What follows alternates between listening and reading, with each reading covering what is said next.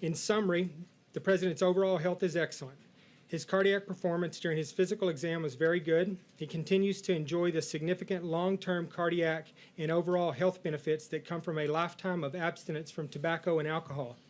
We discussed diet, exercise, and weight loss.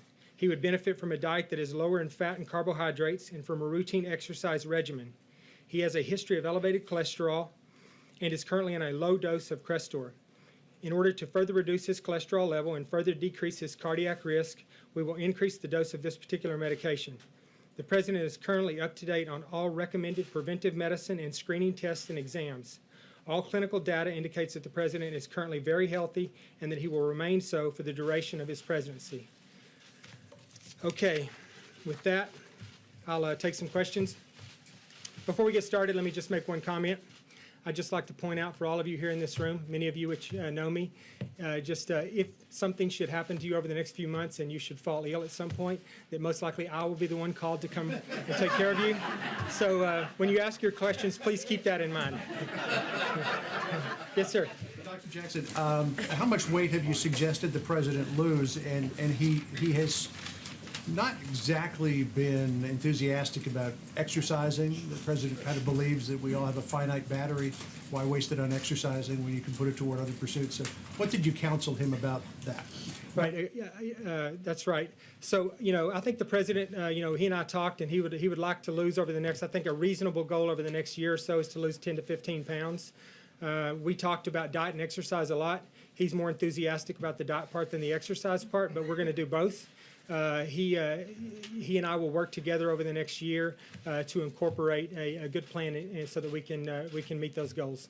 Thank you, Dr. Jackson. Yes. Thank you. Two questions for you. Number one, there have been some questions as part of your exam. I'm wondering if you talked to the President about this, about the President's mental fitness. He has pushed back on that, calling himself a staple genius. Can you assess the President's mental fitness for office? Absolutely.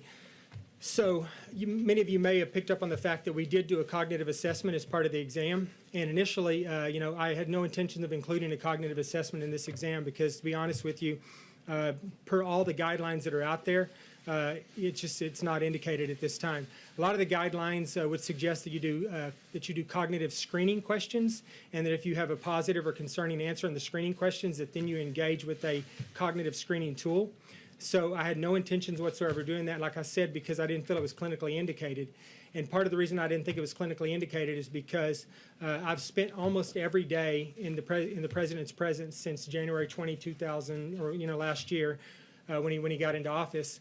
And I've seen him every day. I see him 1, 2, sometimes 3 times a day because of the location of my office. We have conversations about many things. Most don't revolve around medical issues at all. But I've got to know him pretty well. And I had absolutely no concerns about his cognitive ability or his neurological function. So I was not going to do a cognitive exam. I had no intention of doing one. The reason that we did the cognitive assessment is plain and simple because the President asked me to do it.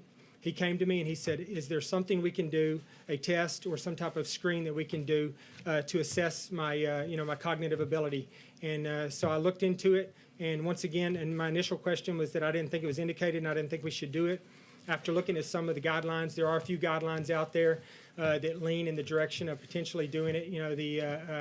The Medicare guidelines and some of the NIH, National Institute of Aging, they've indicated that it might be a good thing to start doing for most patients in the future. With that in mind, I went through and I looked at a variety of the cognitive assessments that were available. Most of them were very simple, very short, and I think that's the goal actually for primary care providers in doing this, is to keep it simple, keep it short. We picked one of the ones that was a little bit more involved. It was longer. It was the more difficult one of all of them.